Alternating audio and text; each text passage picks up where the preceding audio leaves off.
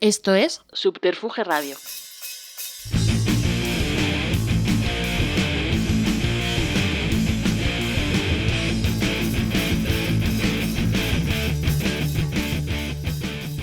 Bienvenidas y bienvenidos a una nueva entrega de Simpatía por la Industria Musical, el podcast donde apenas suena música, pero es de música de todo lo que se habla, en emisión directa desde el estudio Alfonso Santisteban de la calle Almirante, en Subterfuge Radio.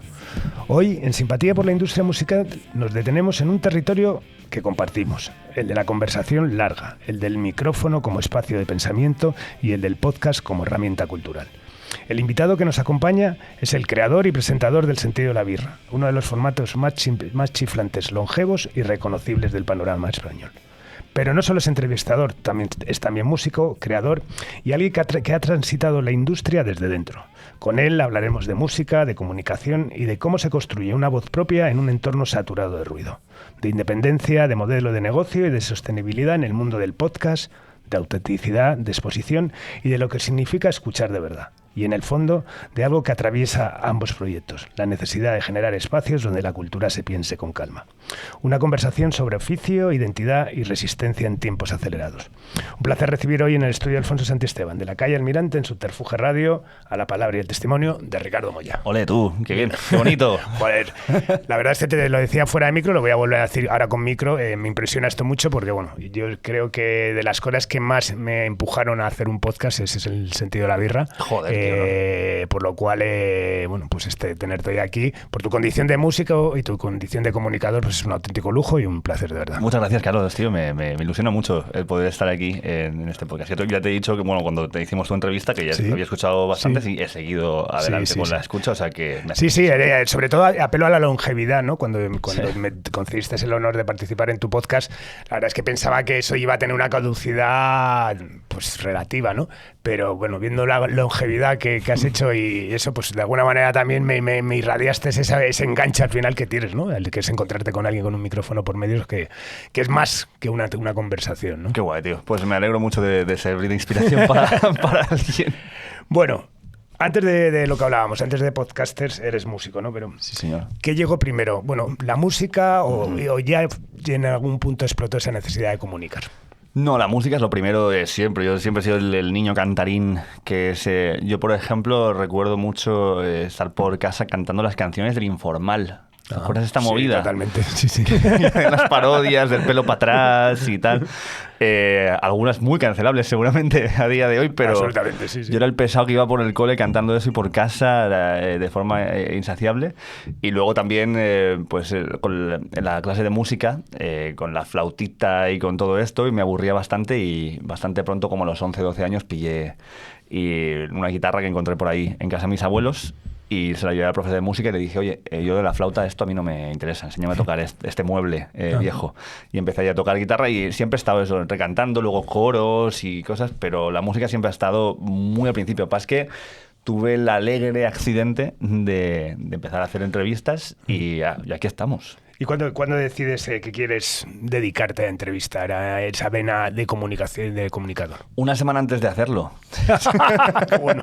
O sea, como muchas cosas en la vida. En plan, he hecho un montón de curros que nunca pensé que iba a hacer hasta la semana de antes de empezar a hacer. Como he sido auxiliar de fotografía de un fotógrafo de moda, he sido auxiliar de seguridad de Securitas, imagínate, con 18 años así. Y en una de estas pues yo estaba currando, tocando en bares, haciendo stand-up también en los bares, bueno, presentaba los open mics en el Mediterráneo, el Medi, el bar mítico de Barcelona. Ajá.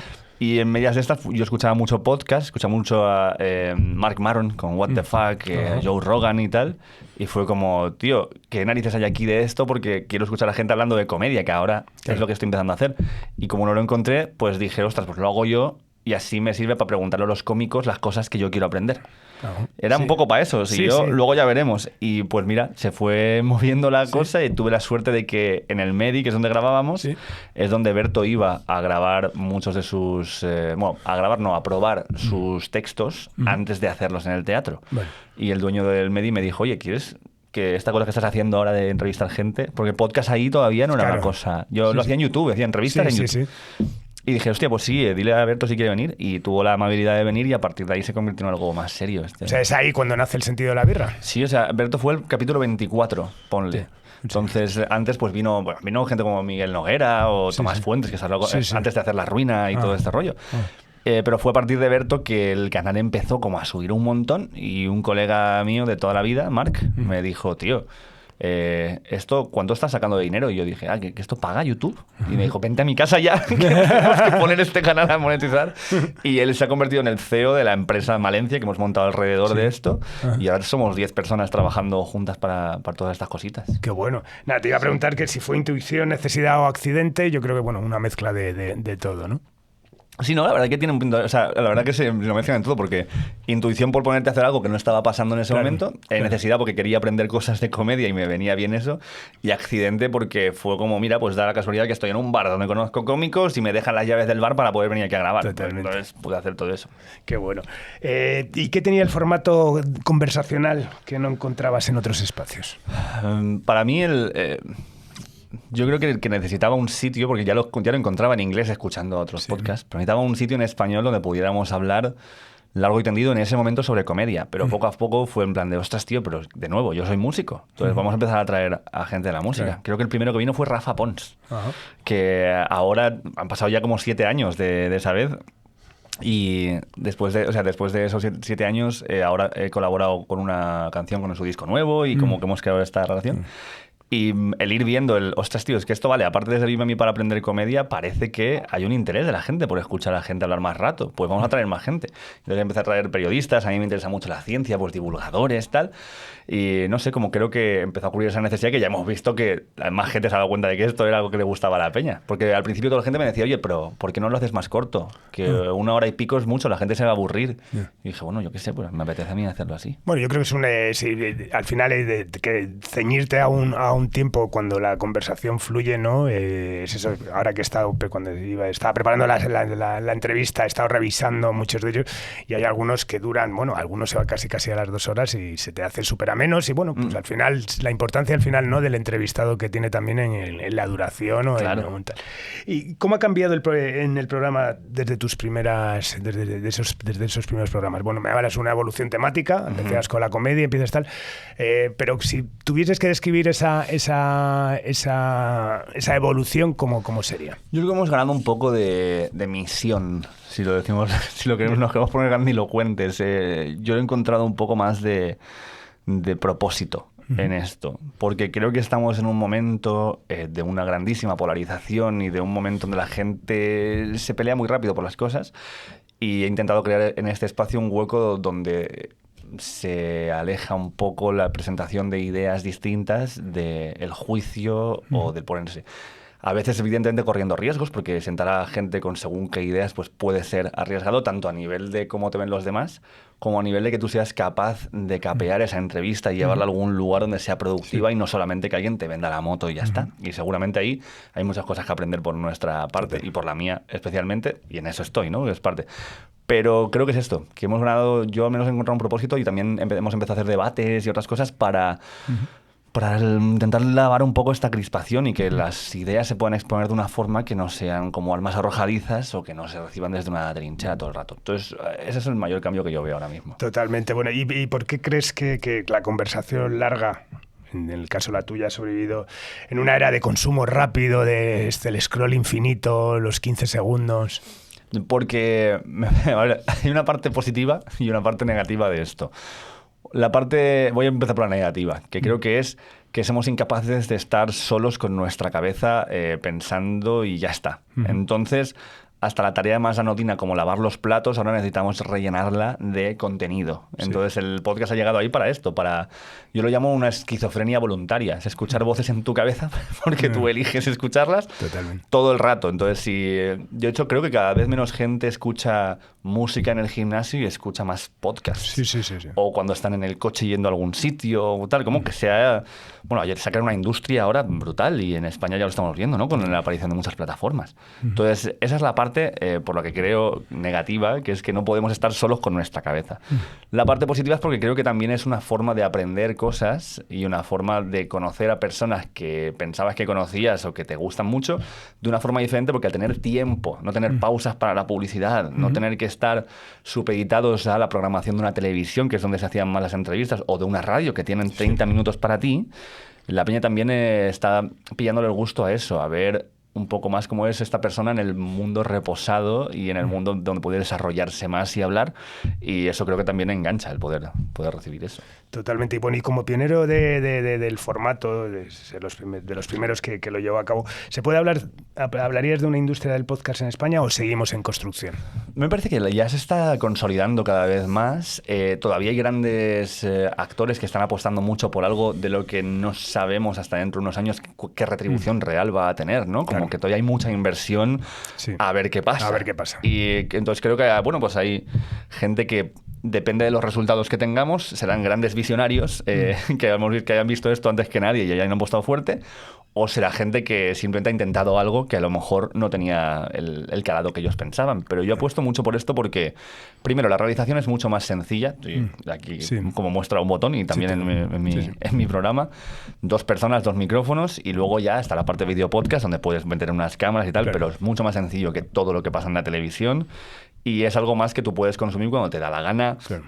Que te lo puedes dosificar. Hay mucha gente que me dice, yo me escucho tu podcast, pero a trozos. Y yo digo, bueno, pues menos mal, eso quiere decir que eres una persona que hace cosas en la vida, ¿sabes? Totalmente. Hombre, yo siempre digo que es una industria que ha sido la industria más rápida en generar memes y dichos de estos, de todo el mundo tiene un podcast y tal, pero luego es una industria muy pequeñita, ¿no? O sea, y en crecimiento, ¿no? Nosotros que ya vamos a hacer este año la 5ª edición de Estación Podcast, es algo que es absolutamente palpable, ¿no? O sea, que hay mucho ruido, ¿no?, alrededor pero hay mucho por construir, y lo que dices me parece muy, muy interesante y inteligente. Es que, bueno, pues que muchos le estamos apostando por un formato que todavía no sabemos a dónde nos va a llevar, ¿no? Claro, a ver, mínimo para nosotros nos viene de puta madre, y aquí te voy a incluir a ti y a mí, de que nos está permitiendo tener conversaciones y contactos con gente cojonuda, que luego, aparte de la conversación que crea y que queda para los oyentes, queda un contacto guay con alguien que luego pues ya te conoces, si vas a hacer algún proyecto, ya con quién, hostia, pues le digo a esta persona que ya he hablado con él, que abre puertas. Es como un poco de lobby de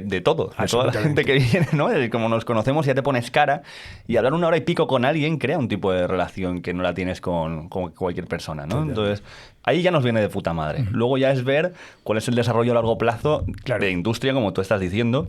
Pero yo estoy bastante positivo con esto. Creo que nos dijeron hace poco que había cerca de 200.000 podcasts en España. En España. Claro, desde lo muy nicho hasta lo muy conocido, claro, ¿no? Entonces, claramente hay una intención de crear contenido, y mucha gente ha visto ahí un output para hacer lo que él quiere. Entonces, eso es un muy buen campo de cultivo para que de ahí salgan como los grandes programas que nos recordaremos, pues como los programas de la tele que ahora recordamos. Claro. Entonces, recordará a la gente, hostia, los primeros podcasts, ¿no te acuerdas? Sí, totalmente. ¿Qué diferencia hay entre entrevistar y conversar? Pues a ver, conversar, yo creo que te puedes permitir más divagar sin una dirección fija, ¿no? Cuando te encuentras con un colega o cuando estás con alguien. Y entrevistar siempre tiene un propósito o una dirección de, sobre todo, quién es el que más ha de hablar de los dos, que es en este caso el entrevistado, aquí yo, que siempre suelo estar más en la otra parte. Y también cuál es la intención de esa conversación más allá de la conversación por sí misma. O sea, pues muchas veces es la promoción de algo, pero luego la vestimos de, bueno, vale, esa es tu intención, es que vamos a promocionar lo que tú vienes a decir. Pero mi intención es conocerte un poco más en profundidad y saber más de ti y de tus orígenes como actor, músico, de tu conocimiento como científico o de lo que sea, ¿no?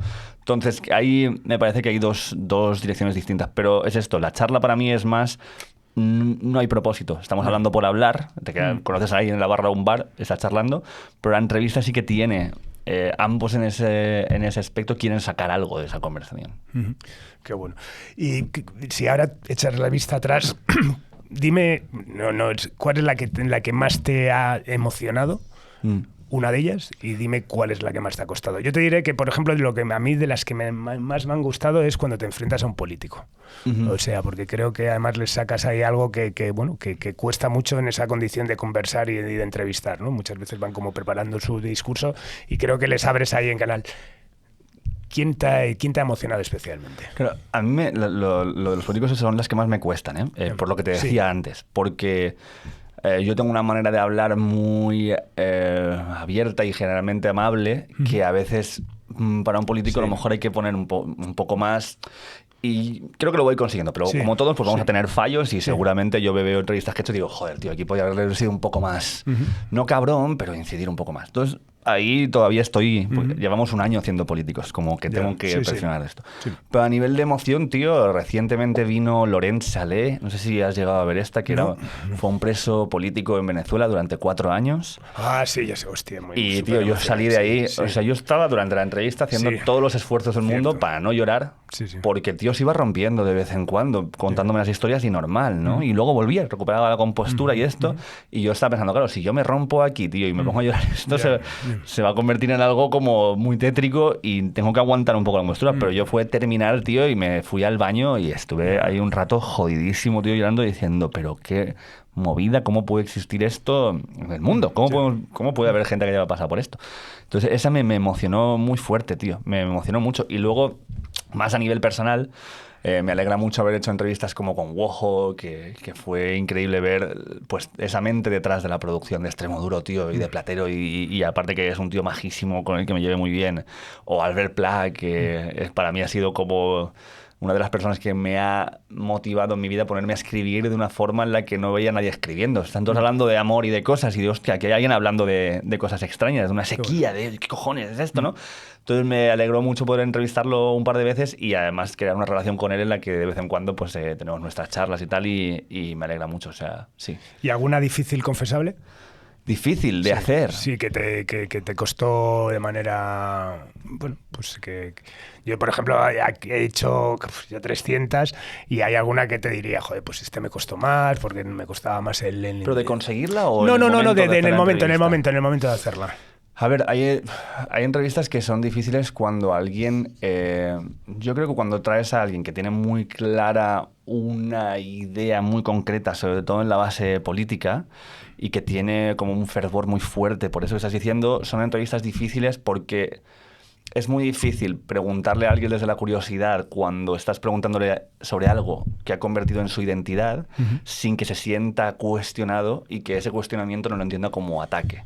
Entonces, generalmente, no te diría una en concreto, pero sí que cuando hay como un fuerte nivel de activismo o hay un fuerte nivel de ideología detrás de esa persona, se convierten en entrevistas un poquito difíciles, sobre todo porque yo creo que la parte más difícil de una entrevista es hacer que la persona se sienta cómoda y quiera hablar contigo y compartirte las cosas. En el momento en que alguien se siente atacado o que siente que una de sus ideas, al ser cuestionada, está siendo puesta en tela de juicio, se empieza a fracturar un poco esa parte y, joder, notas la tensión y es un poco más difícil. Pero bueno, yo creo que todos son aprendizajes y también sirven para... A mí me sirven muchos en entrevistas para también medirme en cuanto a mi capacidad de hacer lo que hago.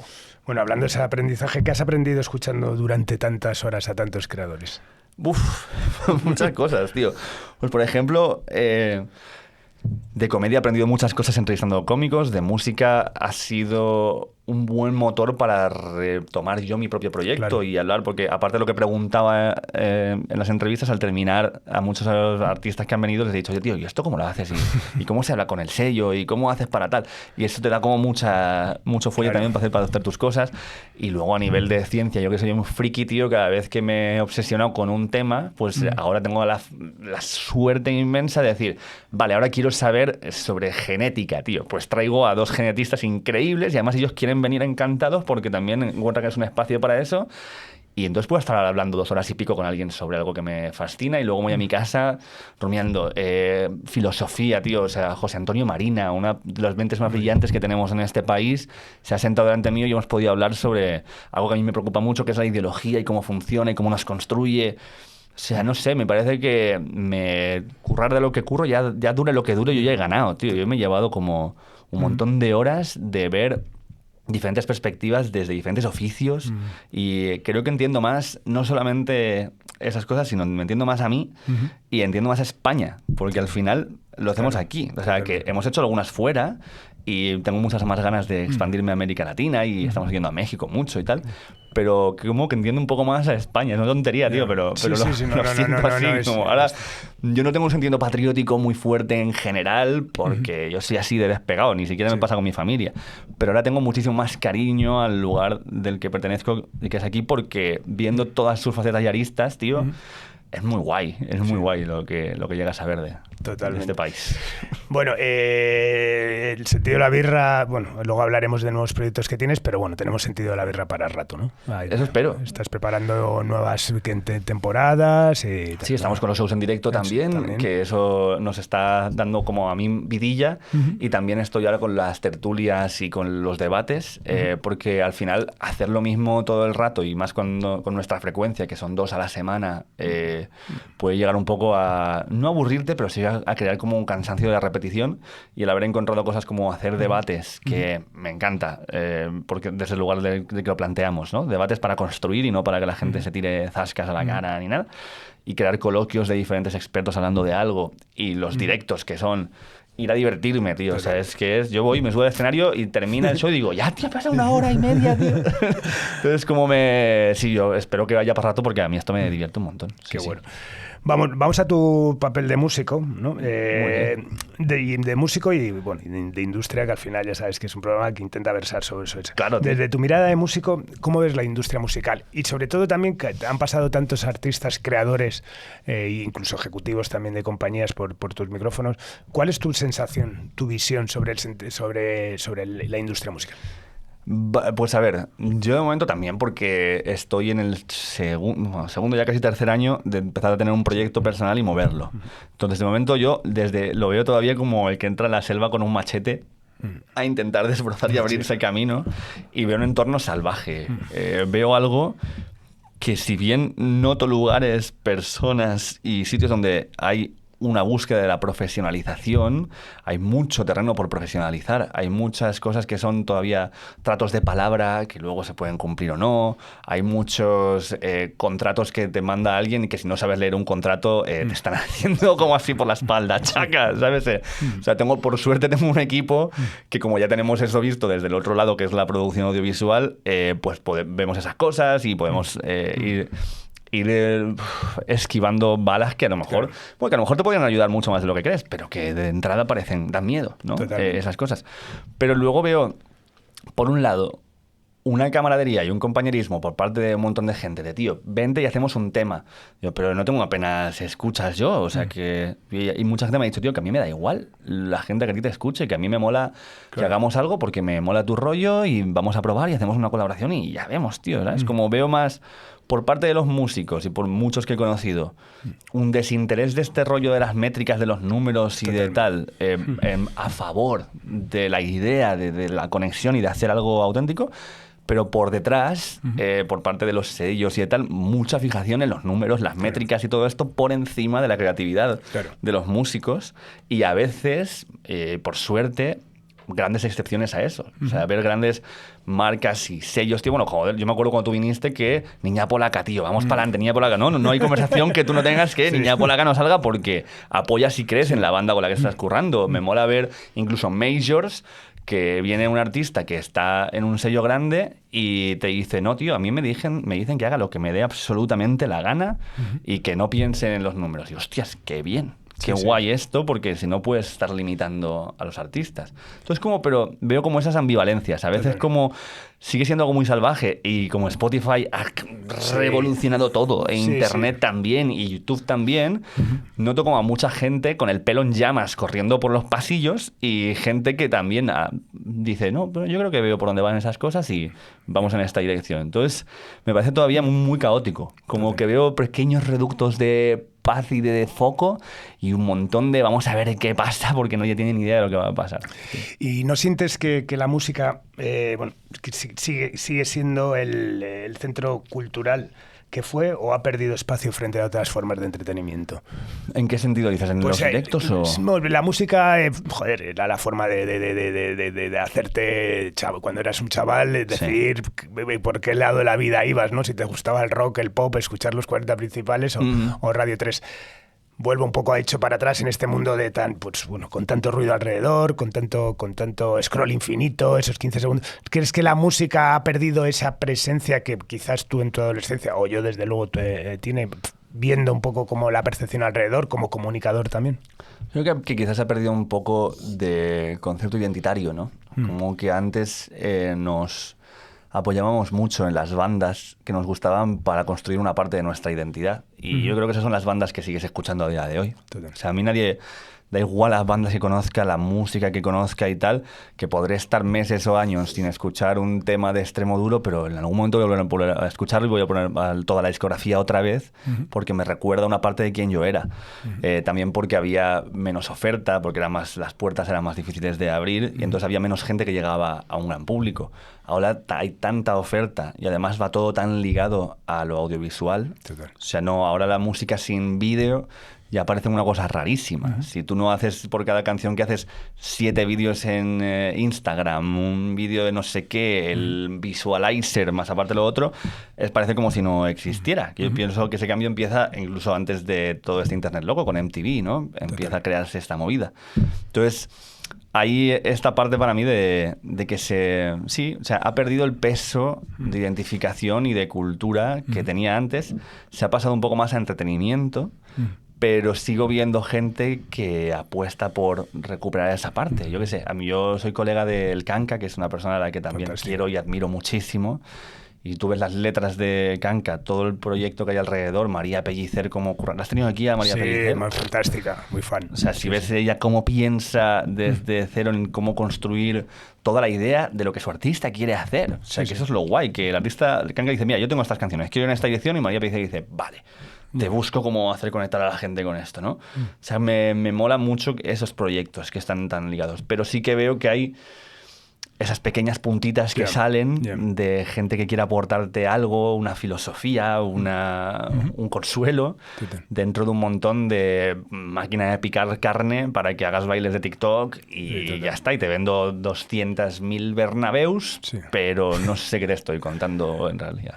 Bueno, ¿y qué punto estás ahora a nivel músico? Bueno, me hablabas antes fuera de micro que estás ahora en un dúo con Maximiliano Calvo.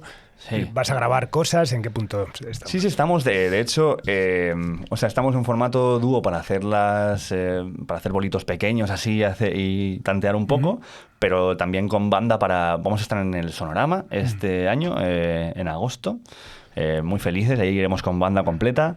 Y estamos ahora grabando como locos. Hemos encontrado un ADN ahí de sonido que nos ha gustado mucho. Yo hice hace nada, en octubre salió el EP de Botánica Básica que saqué, que esto lo hice con Antonio Escobar, también alguien con quien me ha encantado trabajar y con quien me ha encantado conectar. No sé si tú lo conoces personalmente. No personalmente, pero bueno. Hostia, tienes que traerlo aquí. A nivel de producción, tío, ese tío ha hecho de todo. Tiene un Goya. El primer Goya que he tocado en mi vida ha sido el de Antonio Escobar, que me dejó tocarlo.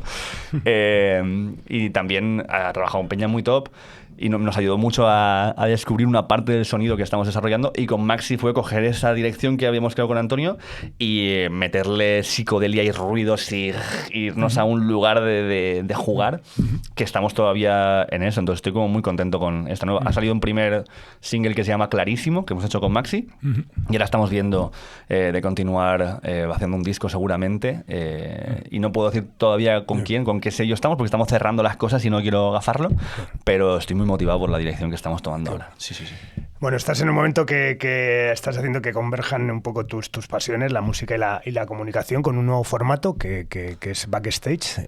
Sí, señor. ¿Qué has buscado ahí? ¿Realmente es eso, no? Hacer match con las dos, con tus grandes pasiones. Tal cual. Yo lo que notaba mucho es que había mucha distancia entre hacer entrevistas y hacer música. Entonces, mucha gente del público que me sigue en el sentido de la birra ni siquiera sabe que soy músico, aunque yo me he empeñado en ponerlo en redes, en ese sentido, en todos lados, pero como que cuesta. Entonces he encontrado un lugar, aparte porque me encanta poder crear un formato así, que hemos hecho pues llevamos un mes con las Backstage Sessions, que lo pueden buscar así, Backstage Sessions en YouTube, y son entrevistas con música. O sea, o al revés, o música con entrevistas, como lo quieras ver. Nosotros, para decírselo a los artistas que vienen, se lo vendemos mucho como algo que creemos que lo define muy bien, que es como un Tiny Desk, pero con entrevista en medio. Entonces no es en plan de hacemos entrevista y ahora luego vamos a hacer canciones, sino no, estamos en un entorno, estamos con artistas, si quiere traer músicos con músicos, vienen unas 15 o 20 personas de público que son colegas suyos, familiares, gente de su equipo, y aparte de hacer la entrevista al artista, o a los artistas de la banda, también hablamos con la peña que les conoce, les ponemos ahí un micro en un tenedor, que bueno, no es una cosa muy original. Yo he visto en algún vídeo de Instagram gente con un tenedor, y dije, pues eso, un tenedor con un micrófono de imán. Y también les preguntamos cosas sobre pues cómo era esta gente antes de empezar a hacer música, o cosas que han vivido ellos desde el equipo, desde la familia, del desarrollo de esta persona como artista o de este grupo. Y nos lo estamos pasando teta. O sea, es una pasada, tío, porque se crea un ambiente tan íntimo. La gente con las cervecitas, no sé qué, estás hablando, venga, ahora tócate tal. Aparte de las canciones que ya hemos planeado que se van a tocar, siempre hay una... A mí me gusta mucho la pregunta de, tío, tócame la primera canción que recuerdas haber hecho, aunque te acuerdes un trozo. Y eso es genial, ver a alguien en plan ahí con los primeros temas que le dan vergüenza y en plan, esto es una mierda, ¿no? Pero que tú ya ves ahí que ahí estaba ese germen, eso me mola. Y luego, aparte, algo que ya me lo llevo yo para mí, que es que hacemos una versión, aparte de sus 4 canciones, la quinta es una versión de otro artista que canto yo junto con la persona que viene. Y así estoy robándole colaboraciones a todo el mundo. Y aparte mando la atención de otra gente, porque como hago la versión, en plan de, oye, te hemos hecho una versión, ¿te quieres venir? Ya que hemos cantado un tema tuyo. Y no sé, tío, estoy muy contento con esta movidita que estamos que ahora lo estás poniendo en marcha. Un mes llevamos. Llevas un mes. Bueno, el sentido de la birra empezaste de manera independiente en el café este que comentabas, luego creciste, bueno, estás en la exclusiva en una plataforma, has tenido marcas que han participado y ahora arrancas este proyecto nuevo, ¿no? ¿Cómo se negocia la identidad de un proyecto cuando entran los patrocinadores? Pues depende de cuánto quieras el dinero. Depende de qué te pese más. Nosotros siempre hemos negociado perdiendo pasta. Eso es algo clarísimo, porque no estamos dispuestos a renunciar a lo que creemos que debe de ser un producto solamente porque haya más dinero. Y nos han puesto todo dinero delante, que es como, hostia, cómo me jode tener que decirte que no, tío, pero es que no puedo. No puedo, porque yo lo que quiero es vivir tranquilo y tener conciencia de que estoy viviendo basándome en cómo yo veo el mundo. Que luego puedo estar equivocado o no, pero si no me voy a volver loco. Si me pongo a hacer cosas que van a encontrar lo que pienso, o a vender demasiado las cosas como para solamente sacar pasta, yo creo que se me va a ir la pelota. Entonces, o sea, claramente la monetización podría condicionar el contenido, ¿no? Por supuesto, depende de cuánto decidas más ganar pasta o más tal. También, por ejemplo, firmar con ciertas plataformas cuando estás en otros lugares como en YouTube, también te afecta la monetización de YouTube, porque nosotros tenemos una ventana de publicación, se publica antes en Podimo y luego se publica en YouTube. Entonces eso también afecta cuánta gente o de qué forma lo ve en YouTube cuando es un material que ya no es nuevo. O sea, que hay que hacer muchas cesiones de a ver hacia dónde vas y buscar el punto en el que te sigue funcionando a ti. O sea, que es bastante complejo en ese sentido, sí. Bueno, hablabas antes que llevas un año metiendo a políticos, a filósofos, bueno, pues abriendo un poco el abanico, ¿no? Más allá de la creación. ¿Crees que el podcast ha democratizado la comunicación o simplemente ha desplazado el poder? Es decir, ese poder que tenían ante los medios, de repente descubres a gente, ¿no?, en un podcast. A mí me ha pasado con alguna de tus entrevistas, decir, coño, este tío tiene un lado distinto y tal, que dices, joder, qué majo, ¿no? Lo tenía hasta eso.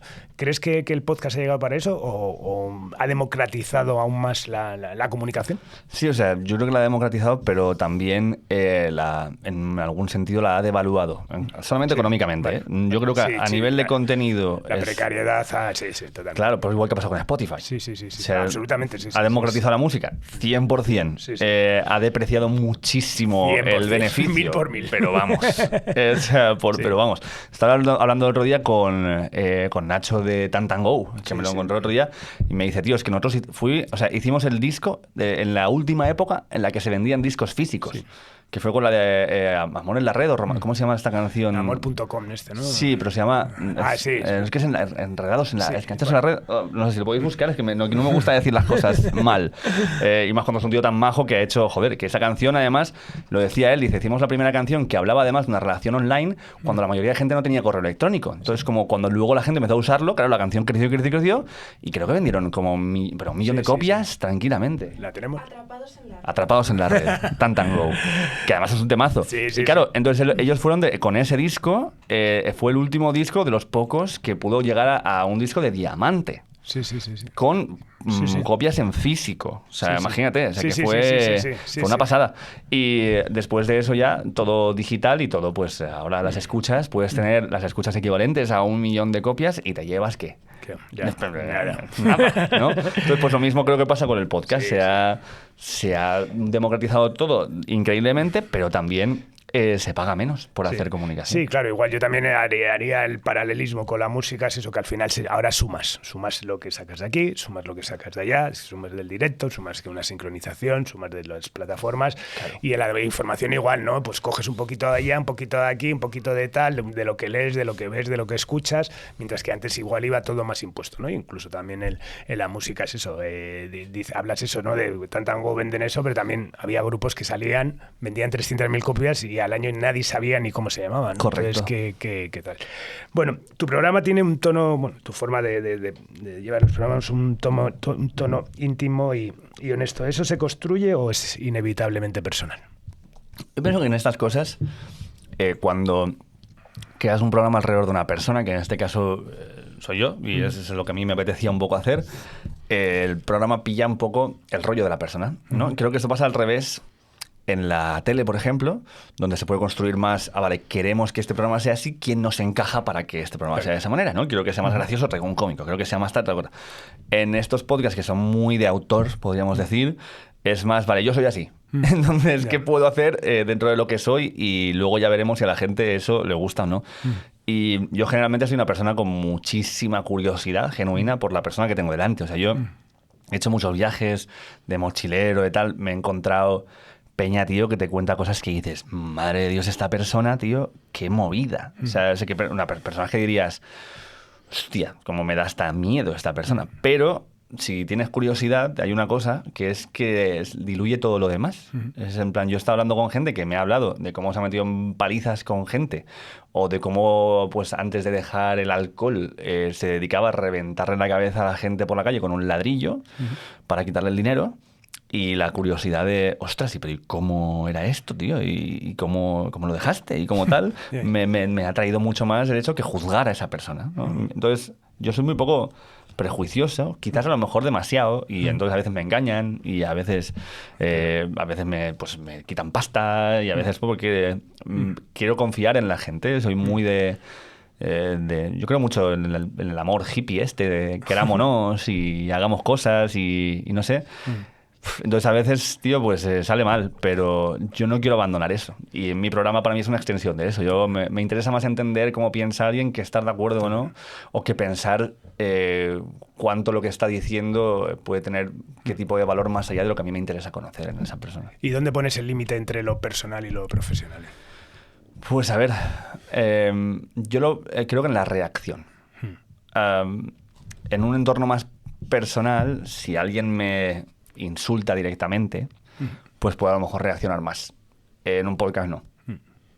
Si yo estoy hablando con alguien y me intenta insultar, agredirme verbalmente o reírse de mí, pues simplemente lo juego a que sea lo mejor posible, incluso a que eso deje a esa persona no tan poco fuera de lugar, porque me parece también que ha venido a darme ese tiempo y aunque se esté comportando de una manera que yo no considero adecuada, pues respeto el tiempo que me está dando. Entonces, creo que eso para mí es la gran diferencia, que yo no reacciono de la misma manera ante una persona en un podcast que reaccionar en la vida real. No es que te vaya a pegar una hostia por decirme una barbaridad, pero quizás sí que podría ser más tajante y decirte, oye, tío, no, a mí esto no me interesa o a mí no me hables así.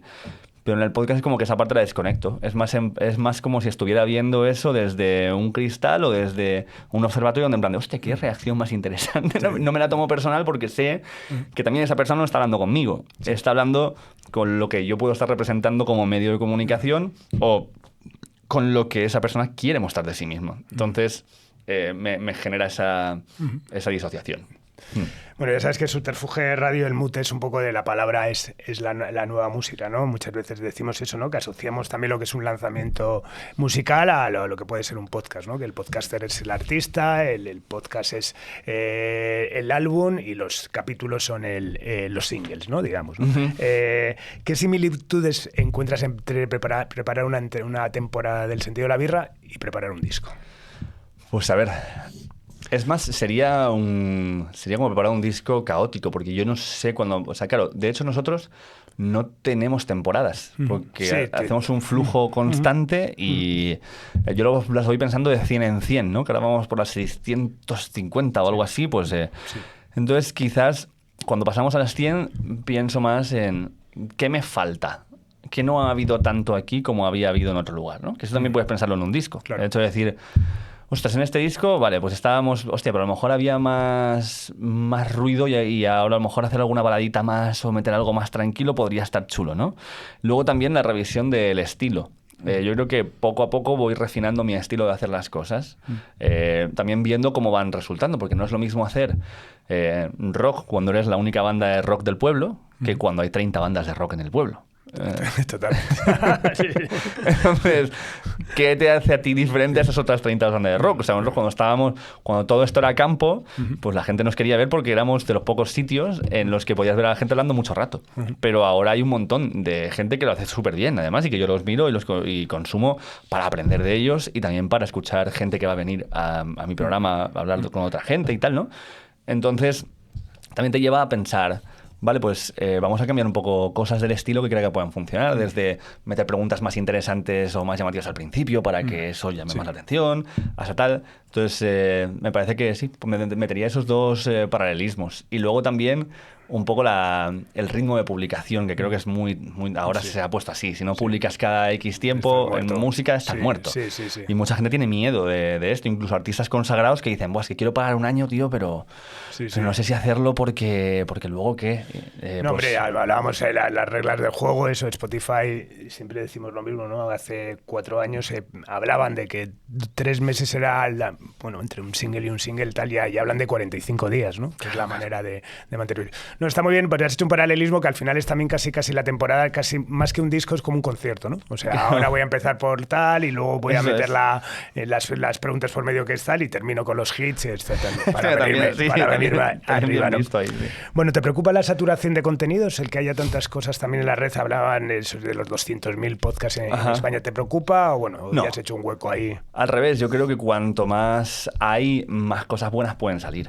Y a mí me parece que ver un entorno de creatividad solamente desde ti mismo es perderte un montón de la peli. O sea, porque a veces, claro, nosotros, por ejemplo, yo noto que veo otros podcasts que han aparecido un poco después, o bastante después, que han crecido increíblemente y han subido un montón, ¿no? Y siempre puedes decir, bueno, pues yo qué sé, ¿no? Y pues esto es porque ellos se venden más, o porque están metiendo paydos, o puedes decir, ojo, cuidado, que esta gente está descubriendo en este entorno una cosa que yo no he descubierto todavía. Claro. Entonces, el ver éxitos de otra gente te ayuda mucho a calibrar dónde estás tú y qué te puedes estar perdiendo de la peli. Y a mí eso siempre me parece muy bueno. Y luego, aparte que las cosas que funcionan son solamente la punta visible de una piscina de cosas que están en la mediocridad. Y no digo mediocridad como algo malo, sino porque están en el medio, que están en algo que ni resalta ni está absolutamente hundido. Hay muchas cosas que están guays y que yo consumo, que no son de un público a lo mejor tan grande como el mío, e incluso hay cosas que son de mucho más público que yo y que para esa gente nosotros estaremos en la mediocridad comparado por donde están ellos, ¿no? O sea que siempre va así. Entonces me parece que cuanta más cosas haya, más posibilidades haya de que se hagan cosas interesantes y de que se descubran nuevas formas de hacer las cosas, que eso siempre está guay. ¿Y cómo se construye comunidad en un mundo tan fragmentado? Pues nosotros, por ejemplo, estamos intentando mucho con los directos, porque estar físicamente con la gente que te sigue es muy guay. Y además hacerles porque nosotros en el show del Sentido de la Birra Live, el público participa en las preguntas. Es como hacer una entrevista conjunta con la gente que está ahí sentada. Pues que elegimos un tema de conversación en lugar de que sea una entrevista a la persona, sino que hablamos con la persona de un tema que para él es interesante o relevante.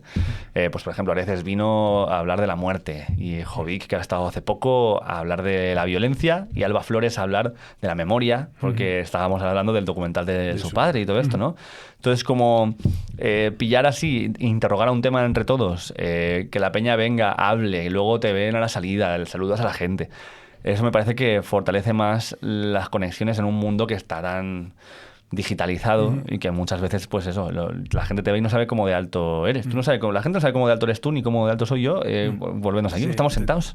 Y eso ya es a veces te encuentras con alguien con el que has hecho un montón de videollamadas, ¿no? En una reunión y dices, hostia puta, tío, el pedazo de zamarro, tío, ¿no?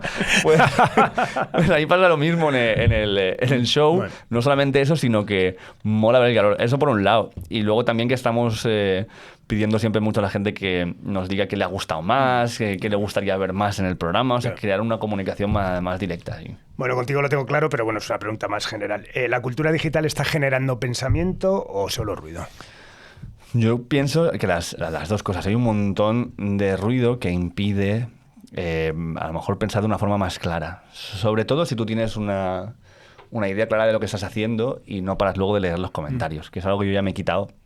Todo lo que puedo. De vez en cuando miro a ver cuántos comentarios hay para ver si hay engagement o no, pero ya sabes que hay peña que piensa de una manera y va a pensar de una manera todo el rato. Ya sabes que si traes a alguien que está muy en una parte del espectro político, pues se te va a quejar mucho la gente del otro y así por el otro lado. Entonces, ese es el ruido para mí. Sí, sí. Que es... Sí, el ruido es eso, el prender la mecha y que venga, ya todo lo que viene detrás es como... Claro, y eso es agradable, pero nadie tiene los cojones de desactivar los comentarios porque entonces pierdes engagement y pierdes visibilidad y el algoritmo no te comparte tanto, ¿no? Claro, como que sí, totalmente. De ahí, pero sí que siento eso, como que hay una... O sea, se me ha olvidado cuál era la pregunta inicial de esto. ¿Era ruido o comunicación? Ruido o pensamiento. Y luego, por otro lado, tío, es que tienes tanto contenido, tan gente tan interesante de todas las partes del mundo que a mí me alegra mucho una parte de vivir en esta época, que es lo que puedes aprender. Si quieres aprender realmente de algo, tío, lo tienes, depende de ti, lo tienes ahí. Puedes hablar con una IA para que te diga todas las páginas en las cuales vas a encontrar cursos de no sé qué. Puedes entrar en YouTube y hacerte cursos muy intensos y profundos de filosofía que una universidad ha decidido grabarlos para que estén ahí y ya está, y te puedes comer 35 horas de la Grecia clásica tomando apuntes y aprendiendo tú por tu cuenta. O sea, a mí me parece que estamos en la era de la información absoluta. Lo que pasa es que está muy marketizado para que simplemente pierdas tiempo y atención en cosas que son como palomitas para que consumas otra y otra y otra. Pero tú puedes elegir y ponerte a aprender cosas de verdad y ponerte a contrastar información de verdad. Y si te están engañando con una noticia, hay una parte de responsabilidad que es tuya, que es... yo me quedo con esta primera información que me ha llegado y hasta tienes un huevo de información a tu alcance y un huevo de información de cómo pensar, de filósofos de toda la vida que te están explicando cómo funciona el pensamiento. O sea que yo creo que depende mucho de nosotros ahora mismo el hacer caso del ruido o buscar la información y aprender cosas. Totalmente. ¿Es tu intención mantener este binomio, esta bicefalia de comunicador y músico, o de repente te gustaría apartar una de las facetas y dedicarte a decir, mira, voy a estar 2 años haciendo música, que es lo que me gusta? No, yo creo que es una cosa que me gusta tener, porque una cosa se nutre de la otra. Es complementaria totalmente. Para mí sí, porque también lo que yo estoy diciendo últimamente en las canciones va en la misma dirección de lo que estoy diciendo en el programa, que es escuchémonos, querámonos, hemos venido aquí a jugar un ratito, nos vamos a morir y lo mejor que nos podemos llevar es el tiempo que compartamos, la gente con la que conversemos y el poder querer incluso darle un abrazo al que consideras tu enemigo, tío. Eso es lo más valioso que hay en el mundo, lo más valiente y lo más difícil. Y si tengo 2 vías para poder explicarle a la gente esa visión que tengo del mundo que considero valiosa, y luego ya quien quiera puede decir si eso es valioso o no, pues lo voy a seguir haciendo. Totalmente. Bueno, si tuvieras que definir en una frase qué sentido tiene hoy la birra y la conversación, ¿cuál sería? Pues a ver... Para mí es algo milenario el arreglar el mundo con una cerveza delante, ¿no? Y hablar un poco de todas las cosas es algo que yo espero que no perdamos nunca porque es el reducto de humanidad que nos queda. En un mundo como tan... Pues por eso, sentarte delante de alguien, tomarte una cerveza y poder discutir y darte cuenta que tu amigo no piensa de la misma forma que tú, que a lo mejor es un gilipollas o que lo eres tú y no te has dado cuenta, porque y gracias a esta persona te ha hecho descubrirlo. Eso, por favor, que no se pierda, tío. O sea, cuando estemos todos en casa ya hablando solamente con la IA que nos dice lo guapos que somos y lo listos que somos y lo guays que son nuestras ideas, ahí es donde habremos perdido como especie. Totalmente. Recuperar la esencia de muchísimas cosas que aprendimos en las barras de los bares, tomando cañas con los amigos y conversando. Totalmente, tío. Eso para mí es clave. Pues, Ricardo, ha sido un auténtico placer. Muchísimas gracias. La verdad es que me hace una ilusión tremenda, te lo he dicho antes, tener tu testimonio en esta pequeña enciclopedia de audio que estamos haciendo, y la verdad, un placer y todos mis mejores deseos, porque eso será que continúas haciendo las cosas que tan feliz me hacen a mí y a mi entorno. Pues, tío, muchísimas gracias a ti por invitarme. Es un gustazo formar parte de este podcast, tío, que me encanta. He aprendido mucho de muchas personas aquí, sobre todo cuando estás empezando a arrancar una carrera musical. Claro. Es un lugar como donde buscar ahí, encontrar el oro. Así que muchísimas gracias. Pues nada, aquí ya tienes además un amigo para cualquier consulta, cualquier duda. Así que nada, pues nada más. Despedimos esta nueva entrega de Simpatía por la Industria Musical desde el estudio Alfonso Santisteban de la calle Almirante, y nos vamos con Voy a estar bien, un temazo de nuestro invitado de hoy, Ricardo Moya. Adiós. Llevo varios días sin dormir y ya no sé muy bien quién soy. Me dijiste que ibas a venir, pero no sé si eso era hoy o era ayer. No lo sé. Llevo varios días sin dormir y ya no sé ni dónde estoy. Tengo tu póster de David Lynch, llámame un día y te lo doy. Puedo decir que no lo esperaba. Voy a estar bien, pero ahora me duele bastante. No se te puede reprochar nada. Voy a estar bien. Voy a estar bien. Llevo varios días sin dormir y sé que aunque